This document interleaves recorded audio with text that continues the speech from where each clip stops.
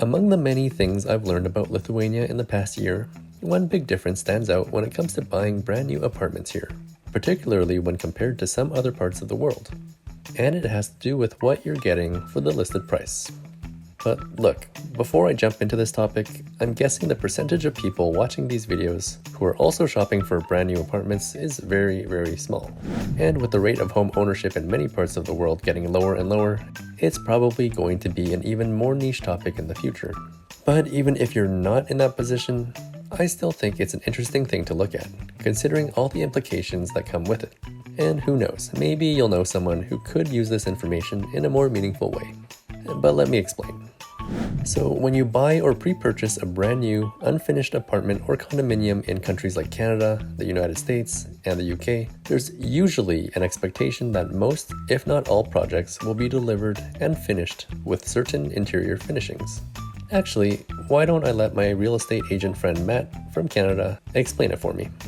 Typically, everything that you would see in a normal house comes in the unit you would buy pre-sold from a developer, minus a couple things like there may be above your dining room, there may be a cap over top of the ceiling. Fixtures like that people want to change and put their own stamp on. Your appliances to your faucets, your fixtures, your vanities, shower heads, those are all put in by the developer when you receive that unit. You're basically getting an empty, vacant unit ready to move in with your belongings that day.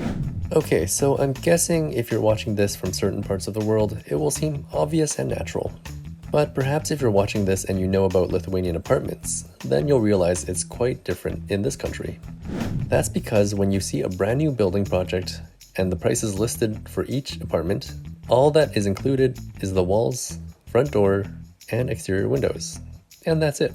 You may see computer renders like this, and this, but in reality, you are buying a space that will be delivered like this, or this. You're not getting flooring, or interior doors, or light fixtures. Heck, you're not even getting walls painted in primer. The price you see for new apartments in Lithuania usually gets you a bare concrete space.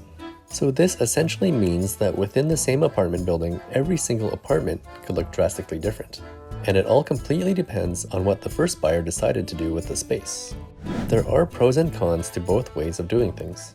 I quite like the idea that the price you see includes all the basics, except for your own furniture, electronics, and decorations. For someone like me who isn't necessarily picky about interior design and trusts the judgment of the developer, I would be happy to exclude this major step from my list of things to do before moving in. On the other hand, when it comes to the Lithuanian style of doing things, you have the major advantage of potentially keeping your costs low and having full 100% customization of what your space will look like. So if you love picking out all the little things and making 20 visits to IKEA, you can have total customization while saving money. Okay, the exit should be right over... Shit, this is where I started. I should have waited in the car. And if you have all of those handyman construction skills and you can do it all yourself, then you can save yourself even more money. At the same time, if you want to hire a specific team of people and get the highest quality materials with the nicest designs, well, that's an option too. But when talking to Matt, he did point out one big drawback and warning when it comes to designing everything yourself. The downside I see to that, this is just my bias being an agent, is you guys don't know what to look for resale purposes. Something simple as a plug in the bathroom is so powerful because hair appliances that people use, that some people overlook that or could overlook that in that sense. So that's where I kind of think that they missed their mark by making the consumer choose where things should go and where things should be put, because consumer doesn't buy 50, 60 houses in a year. Maybe they do, but a lot of them don't know resale value, which is where, an agent would tell you, hey, you need this for resale value. Like, this will help you. But for someone like me, who would rather not go over every single detail, it could be a potentially overwhelming task. Jerry Seinfeld knows what I mean. You okay with this hinge? Yeah. Because I can get you any kind you want, 4 holes, 2 holes, bronze, no hinge at all. Why don't we just go with the one in your hand? Well, these are different. Drop one. Left.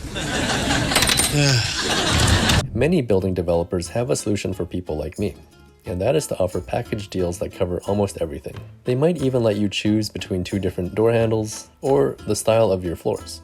If I were buying a new apartment, I could definitely see myself doing this, just to avoid the stress of having to find a contractor who may or may not be reliable. So I'm guessing it's not just Lithuania that's like this, but to be honest, I'm not sure what other parts of the world do things in a similar fashion. After all, I don't even know how and what exactly to search to find out. But I'll pass the question off to you. Which style of doing things would you prefer? And what is it like in your part of the world? Leave a comment and let me know. My special thanks to Matt for making a guest appearance on this video and answering my questions. If you somehow find yourself needing a home in the lower mainland of British Columbia, Canada, do make sure to get in touch with him. But as always, thank you for watching, and well, I'll see you next time.